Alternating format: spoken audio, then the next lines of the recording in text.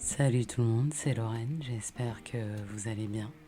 Alors à chaque fois je vous dis que je vais faire un épisode plus court, c'est jamais le cas, c'est toujours plus long, donc je vais arrêter de vous faire des fausses promesses et je vais juste parler ad nauseam. De toute façon, vous pouvez mettre pause, vous pouvez relancer l'épisode, vous pouvez ne pas le finir aussi. Il n'y a pas de règles. Et d'ailleurs, transition super bien placée parce que je voulais aujourd'hui vous introduire dans mon Tadadiridim Lorraine Book Club. Faudrait que je trouve un jingle. Je vais le créer et je le mettrai dans les prochains book clubs. Parce que je voulais dire plusieurs choses sur la lecture. Souvent, on se sent obligé de finir les bouquins et ça me rappelle une collègue que j'ai eue il y a des années, une décennie, qui était toute impatiente. Je crois qu'elle était étudiante en littérature et elle me dit qu'elle a un prof qui leur a dit qu'il n'y avait pas de règle dans la lecture, c'est-à-dire que si tu décides qu'un bouquin ne te plaît pas, tu n'es pas obligé de le finir. Si tu décides que tu ne veux lire qu'une seule page, tu as le droit. Si tu décides que tu veux lire la fin avant de lire le début, tu peux aussi. Et en fait, je vous le dis clairement, moi ça m'a effrayée, j'étais horrifiée, c'était un film d'horreur, je n'arrive pas à croire qu'on puisse commencer un bouquin par la fin. Voilà, personnellement. Pourquoi je vous dis ça ? Parce qu'il y a énormément de bouquins que je commence et que je ne finis pas, soit parce que j'en ai pas envie, souvent parce que j'ai pas le temps, ou souvent parce que aussi je perds l'envie en fait. Et j'ai une époque de ma vie par contre où j'en commençais plein en même temps et je les finissais tous. Et j'ai du mal à trouver le temps, je sais pas si c'est votre cas aussi ou pas. Comment vous choisissez en fait qu'est-ce qui vous divertit ? Il y a les podcasts, il y a les vidéos commentary, les vidéos d'essais sur YouTube. Il y a Twitter, il y a TikTok, il y a Instagram. Il y a les films, il y a les séries télé, il y a la télé-réalité. Il y a le cinéma, il y a la musique, il y a des albums tout le temps. On est à une ère où il y a tellement une abondance d'art. Que choisir ? Que choisir ? Et je me suis même fait la réflexion, de manière très intentionnelle aussi, je vais pas vous mentir, que je lisais beaucoup du même type de littérature. Et au point où un moment, je me suis dit, Lorraine, tu as une carte de Lagos. Tu as une carte de Lagos dans ta tête. Tu sais où se trouve dans cette ville, où tout se trouve, excusez-moi, dans cette ville. Mais vraiment, j'avais une carte de Lagos dans ma tête parce que j'avais lu tellement d'auteurs nigérians que j'avais une carte de... Je peux pas vous dire le nombre de bouquins que j'ai lus qui se passent à Lagos. Et au point même où j'avais une photo, ça se dit ça, je sais pas, de la sociologie de la société lagosienne dans ma tête. Parce que j'avais lu plein d'auteurs différents qui avaient écrit sur cette ville et sur les Nigériens. Et à un moment, je me suis dit, il serait peut-être temps d'être un peu intentionnel et d'aller voir ailleurs. Pas uniquement parce que, bien sûr, il y a plein d'autres écrivains de plein d'autres pays afro-caribéens, mais aussi parce que j'ai l'impression aussi que quand on se réclame d'un style d'écriture particulier, j'en avais déjà parlé dans mon podcast précédent, dans The Why, j'avais dit que... j'avais lu un article d'ailleurs qui disait que quand tous les auteurs faisaient les mêmes diplômes, le MFA, le fameux MFA Creative Writing, que j'adorerais faire un jour dans ma vie, parmi tous les diplômes qui me font kiffer, mais que du coup, tout le monde avait à peu près la même approche au niveau de la recherche par rapport à leurs bouquins, et qu'on se retrouvait même avec un truc un peu la même formule pour beaucoup de bouquins. Et c'était un peu dommage, et j'étais pas foncièrement pas d'accord avec cet article. Et c'est vrai qu'il y a beaucoup de bouquins que j'ai lus dans les 2 dernières années qui ressemblent à des bouquins que j'ai lus dans les 5-6 dernières années, qui ressemblent à des bouquins que j'ai lus il y a 10 ans, et surtout dans la littérature anglophone.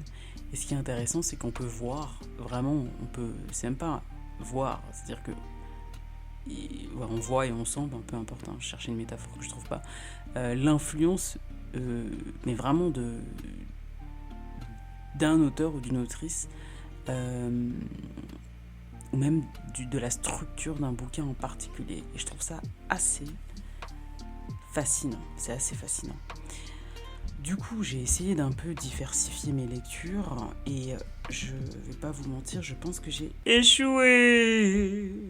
Échoué. J'ai échoué. Parce qu'en fait, je suis quelqu'un de très simple. Je suis quelqu'une de très simple. Je suis une personne très simple. Je suis attirée par la couverture. Je suis attirée par la couverture. Mais oui, je suis une petite meuf. On me voit comme ça, mais je suis une petite meuf.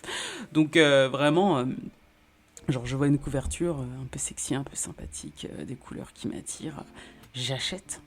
Et des fois, je les stocke dans ma bibliothèque et des fois, je les lis immédiatement. Donc, je voulais vous parler un peu des bouquins que... J'en ai pas mal que j'ai achetés, énormément même. Mais là, je vous parle uniquement des bouquins que j'ai commencé et que je pense que je vais finir. Il y en a un, je suis pas sûre que je vais le finir, mais je vais vous en parler quand même.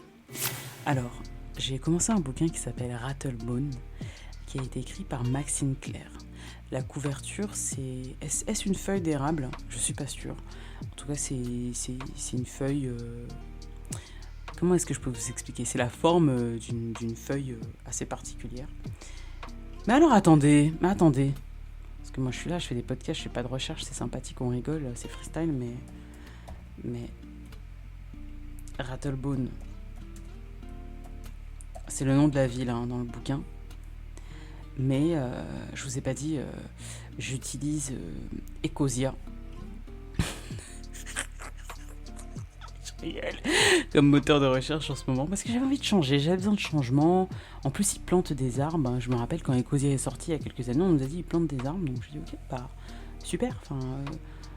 Recherche consciente, voilà. Et recherche écolo-consciente. Donc je sais pas à quel point c'est vrai, il faudrait que je fasse mes recherches, mais bon, j'utilise Ecosia et j'ai vraiment du mal à me faire à l'interface. Mais j'essaye de m'y tenir. Ceci dit, je vous garantis pas que je vais rester sur Ecosia. Voilà. Alors Rattlebone, a person or animal that is extremely skinny, donc une personne, un animal qui est extrêmement maigre, au point où ses os sont visibles à travers leur peau. Ah ok, d'accord. Donc moi je pensais que c'était un rapport avec la forme de la feuille. Anyways. En tout cas, sur la couverture, c'est une couverture qui est orange dans l'édition que j'ai, avec la forme d'une feuille et le visage c'est la photo d'une petite fille noire, sépia. Et ça se sent que c'est une photo qui a été prise.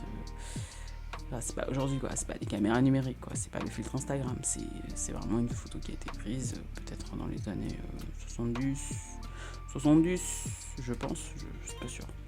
En fait, ce qui est cool dans Rattlebone, c'est qu'on suit l'histoire d'une famille en particulier à travers les yeux d'une petite fille. Et c'est un bouquin qui est sorti en 1994 qui retrace la vie de cette famille, mais même pas juste de cette famille, juste d'une famille noire dans le Kansas, au Kansas, je sais pas, en tout cas dans cet état, dans les années 50, donc je me suis trompée, excusez-moi, dans les années 50, donc peut-être que c'est une photo qui date des années 50, je suis pas très sûre. Et c'est une fiction qui est vraiment touchante. J'adore ce type de bouquin. Quel feeling ça peut vous donner et vous allez comprendre en fait. Vous savez quand je fais mes petites métaphores là, pour que vous captez bien c'est quoi le bail.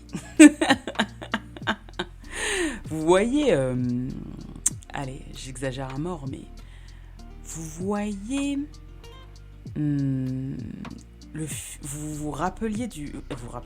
est-ce que vous vous rappelez du sentiment que vous aviez quand vous étiez jeune, c'est pour ceux qui se rappellent, et qu'il y avait la petite maison dans la prairie. C'est-à-dire que on suit pas une longue aventure. C'est pas la petite maison dans la prairie que je cherche, c'est l'autre là. La doctoresse, vous vous rappelez comment elle s'appelle ? Queen, non ? Attendez, Dr Queen, c'est pas ça ? Oh, femme médecin ! Voilà. C'est ça que je cherchais, voilà.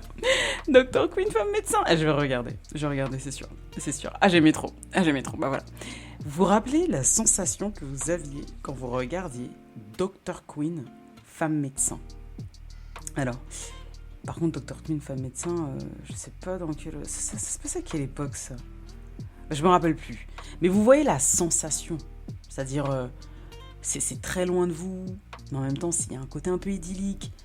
Mais en même temps, c'est nostalgique alors que c'est une vie que vous avez jamais vécue. Mais en même temps, vous voulez connaître tous les petits détails, excusez-moi, de cette ville, de cette vie. Voilà.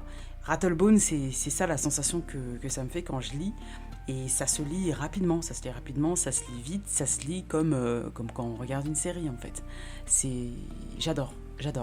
Ce qui est intéressant, c'est que vous voyez, il y a des écrivains qui arrivent à faire un tour de force que certaines personnes n'arrivent pas à faire, que ce soit dans l'écriture ou dans la musique, c'est-à-dire à prendre des grands thèmes et à en parler dans la vie de tous les jours.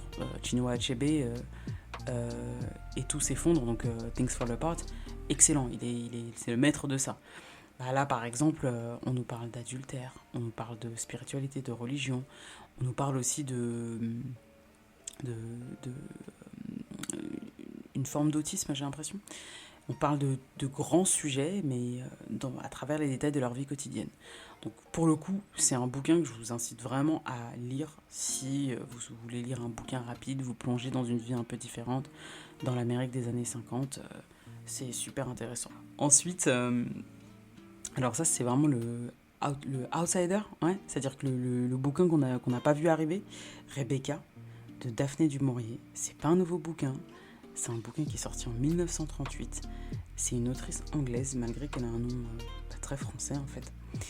Et vraiment, le truc, je l'ai pas vu venir. Je l'ai acheté pour une copine qui adore cet univers. Le truc un peu gothique, manoir, anglais, vous avez capté. Les Jane Austenery. Voilà. Et en fait, c'est pas du tout un bouquin qui se passe avec des personnes afrodescendantes ou noires ou quoi que ce soit. Par contre, c'est un bouquin, c'est pas juste il y a une romance ou de la romance, ça s'inscrit dans le genre littéraire du romantisme. Et la libraire m'a dit c'est excessivement bien écrit. C'est-à-dire que c'est vraiment une bonne écrivaine. Et en fait, j'ai l'impression que ça fait longtemps que j'ai pas lu de la belle écriture, personnellement dans mon cas. Et je me suis dit, ok, je vais l'acheter parce que je me remets à écrire ces derniers temps, en anglais, en français. Des histoires courtes, des nouvelles, de la musique. Et j'ai vraiment besoin de réacquérir ce vocabulaire-là en anglais. Et no lie, elle a pas menti la libraire du tout parce que effectivement, c'est vraiment très bien écrit. C'est de belles tournures, c'est d'excellentes tournures de phrases, de la verve, comme on dit, du verbe, de la verbose. Enfin, j'aime trop. Personnellement, j'aime trop, c'est magnifique. Et puis, j'aime bien, je vous raconte beaucoup, je vous parle beaucoup de la forme, mais pas du tout du fond. C'est l'histoire d'une jeune fille qui se marie avec un homme plus âgé, qui est hanté par le souvenir de sa femme décédée. Il vit dans un grand manoir, esselé. Enfin voilà, je vais pas vous mentir, l'intrigue, elle est pas... c'est vraiment une intrigue très... début du XXe siècle, très... comment ça s'appelle la série Netflix là, Bly Manor et The Haunted House. Enfin, il y a un côté maison hantée, mais en fait, vraiment, si vous cherchez de la belle écriture, je vous le recommande. Si vous cherchez un style un peu gothique, romantique, c'est agréable aussi. Et pareil, I told you, à ma petite meuf, j'ai vu une couverture avec des roses, avec du beau lettrage doré. Vous savez, j'aime beaucoup écrire, et j'aime beaucoup bien écrire. Enfin, j'aime... comment on appelle ça? Oh, j'aime la belle écriture, quoi. Voilà, stationery, tout ça. Hein. Voilà, et j'ai dit, ah non, c'est magnifique. Rebecca, c'est le nom du bouquin, si je ne l'ai pas dit, il s'appelle Rebecca. Et il faut que je l'achète. Et donc j'ai commencé à lire avant de l'offrir. Et j'ai dû m'arrêter parce que j'aimais trop le bouquin, donc j'allais jamais l'offrir. Et j'ai dit, Lorraine, arrête-toi et offre-le. Donc je pense que je vais le reprendre sur ma Kindle. Et peut-être que je ferai un épisode spécial, un épisode un peu plus en détail, un peu plus poussé sur ce qui se passe exactement, parce que il y a de quoi rigoler, c'est vraiment tous les clichés des bouquins romantiques gothiques de cette période. Donc voilà, si vous êtes dans la belle littérature. Ensuite, on a... je tiens à dire que Rattlebone, c'est très bien écrit aussi. C'est juste que c'est pas empoulé, c'est pas un style lourd, c'est un style qui est très effectif en fait, tout en étant plein de nuances et de subtilités. Et voilà, c'est de l'écriture qui est complètement différente. Et des enjeux aussi totalement différents. Ensuite, on a le page turner de l'été, apparemment tout le monde se l'arrache dans le monde anglophone, c'est The List, ou peut-être en français ça s'appelle La Liste, je sais pas si ça a été traduit encore, par Yomi Adegoke, qui... alors... En fait, pour vous raconter un peu le contexte, je rentre dans une librairie. Là, j'ai besoin de ressortir avec un bouquin. Que je lise maintenant ou pas, ou dans 10 ans, 5 ans, 2 ans, ça m'arrive. Hein, des fois, je les achète et je les relis. Je les lis que 4 ans, 3 ans plus tard. Et en fait, là, j'ai dit au gars, écoute, got a little bit of money. Petite bourse, j'ai envie de dépenser 10 balles. Qu'est-ce que je peux prendre ? Il me dit The List, Page Turner. J'ai dit, ça parle de quoi ? Et le gars, il me dit, ça parle d'une femme noire, activiste réseaux sociaux, qui reporte tous les hommes accusés de agression sexuelle, etc. et compagnie. Et en fait, sauf que un jour, il y a une liste qui sort avec le nom de personnalités médiatiques qui seraient impliquées dans des affaires à la MeToo, en fait. Et elle s'apprête à se marier dans 30 jours et il y a le prénom de son partenaire qui apparaît sur The List. Voilà.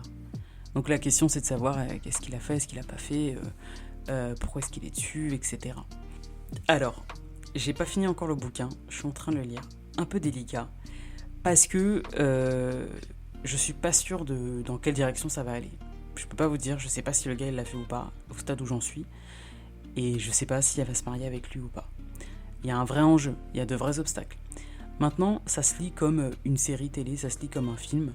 C'est vraiment, à peine tu commences à lire, t'as les images dans la tête, et puis c'est très actuel, c'est très londonien, c'est très Black London aussi, hein, c'est très Black Media London, si je suis honnête.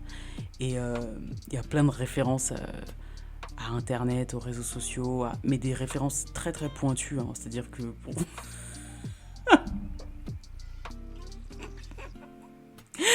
Pour vous donner un exemple, le gars il travaille dans une boîte médiatique, excusez-moi, à la Complex, à la Hypebeast. Et pour le coup, il y a plein de clins d'œil à ce qui se passe actuellement. Et si tu baignes déjà dans ce milieu, c'est pas aussi intéressant que pour quelqu'un qui y est complètement soit indifférent, soit complètement éloigné en fait. C'est-à-dire que qui n'a pas toutes les références, comme on dit, chronically online, donc quelqu'un qui est toujours en ligne sur les réseaux sociaux et connecté avec même la culture internet en fait. Ceci dit, ça peut être intéressant d'avoir la confrontation de deux personnes, donc quelqu'un qui est complètement connecté et quelqu'un qui n'est pas du tout, qui ait lu le même bouquin en fait. Alors, c'est pas forcément une recommandation parce que je viens de vous expliquer de quoi ça traite, donc c'est des sujets qui sont quand même plus ou moins déclencheurs, hein, comme on dit. Et mais ça se lit vite et ça se lit bien en fait. C'est-à-dire que c'est un bouquin où, désolé c'est mon avis, mais il n'y a pas besoin de trop réfléchir, particulièrement si vous êtes particulièrement connecté comme je dis, il n'y a pas besoin de trop réfléchir. Ça fait passer le temps, ça fait passer l'été. Il y a des moments où je vous dis, hein, tu souris ou tu exploses de rire même, parce que c'est tellement en rapport avec ce qui se passe actuellement. Et puis il y a plein de mystico-mystiques, on parle ouvertement de Twitter. Voilà, cette espèce de chasse à l'homme sans vraiment savoir est-ce qu'il a fait, ce qu'il a pas fait. Il est déjà cancel. J'ai l'impression que ça va aller, je pense que ça va aller dans cette direction-là. J'y suis pas encore dans le bouquin là où j'en suis, mais je pense que ça va aller dans cette direction-là.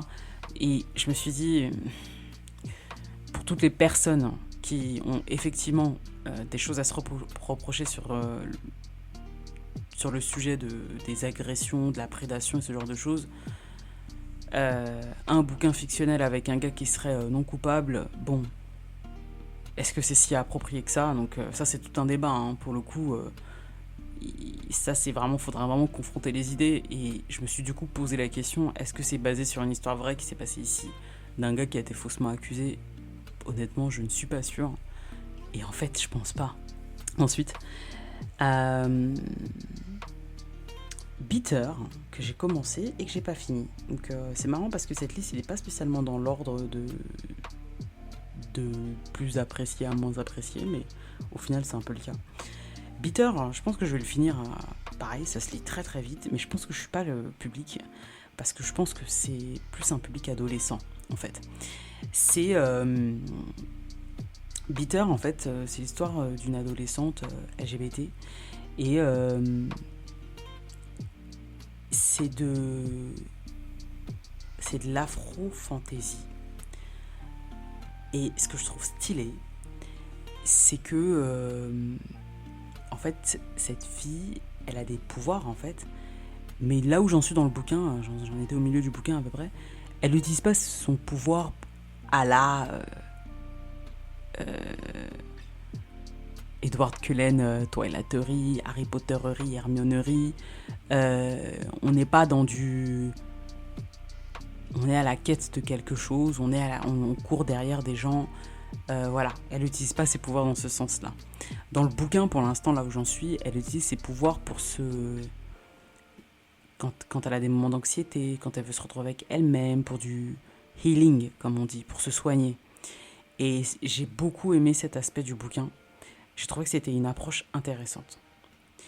Maintenant, elle est dans un pensionnat pour personnes comme elle. C'est-à-dire que j'ai l'impression, j'ai pas fini, mais je suis quasiment sûr que la majorité des étudiants sont issus de la communauté LGBT et ont été rejetés de ce que je comprends de leur famille, ou alors sont orphelins, et en plus ont des pouvoirs. Et ils ont des pouvoirs qui sont associés à leur personnalité.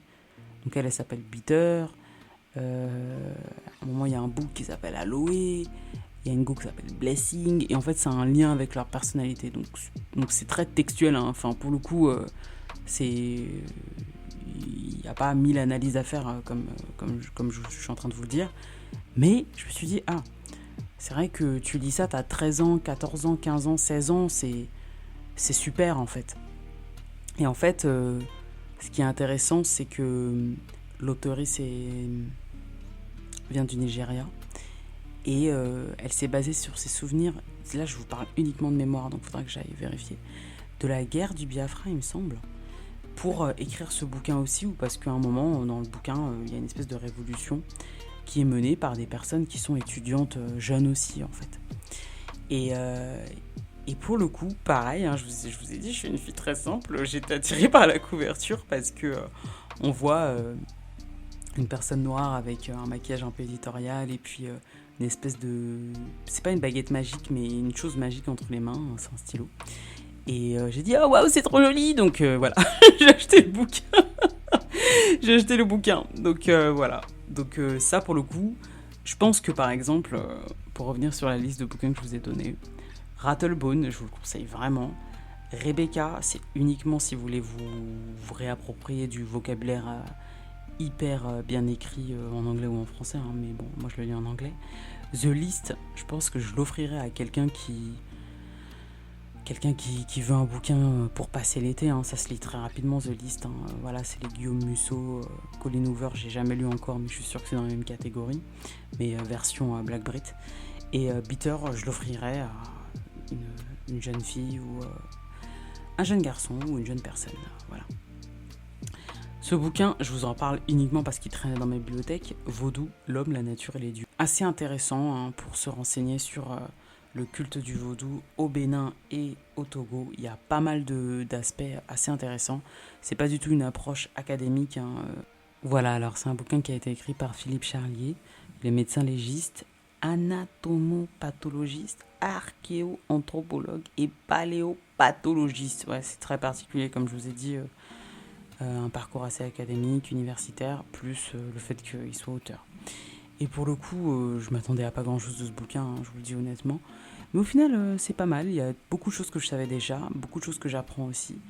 Et de ce que j'ai compris, je crois qu'il est protégé par un totem vaudou au Bénin. Du fait qu'il est médecin légiste en fait. Donc il travaille avec les morts et les esprits. Et j'ai trouvé ça assez intéressant en fait de se dire je fais un métier comme ça, j'ai besoin de protection spirituelle.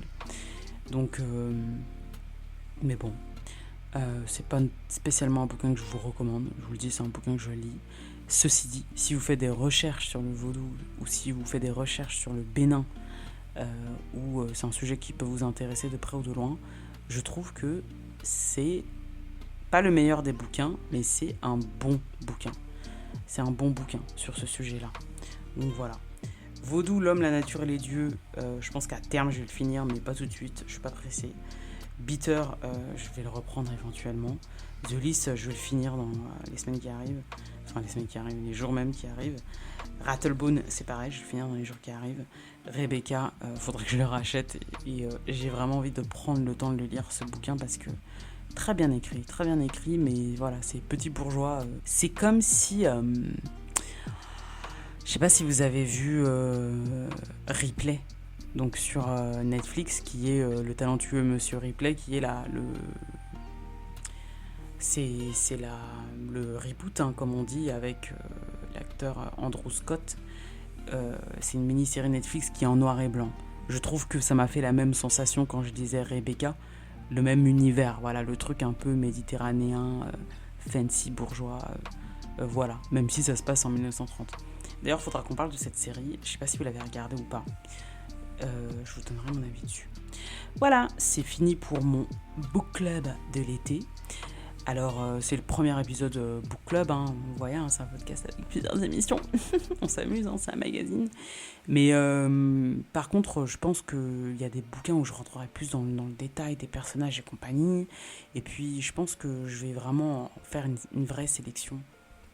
Une vraie sélection de bouquins qui pourraient être un peu plus intéressants. J'ai plein de bouquins intéressants, j'en ai beaucoup, hein, dans la bibliothèque. Beaucoup d'afro-fantasy, beaucoup de science-fiction, choses de ce style, mais moi j'ai envie de me lancer dans d'autres styles. Là, il y a des bouquins avec des femmes noires vampires, j'ai jamais lu ça moi, voilà.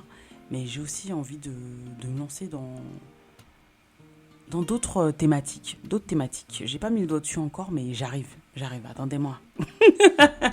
Attendez-moi, j'arrive. Voilà. N'hésitez pas à partager cet épisode, à laisser 5 étoiles sur Spotify et Apple Podcast ou un pouce si vous écoutez sur YouTube.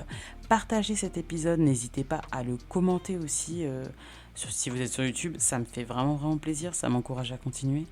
Et partagez afin que je puisse continuer à rester motivé. On est une petite communauté, mais une communauté quand même. Voilà, passez une excellente journée. Bisous, bye.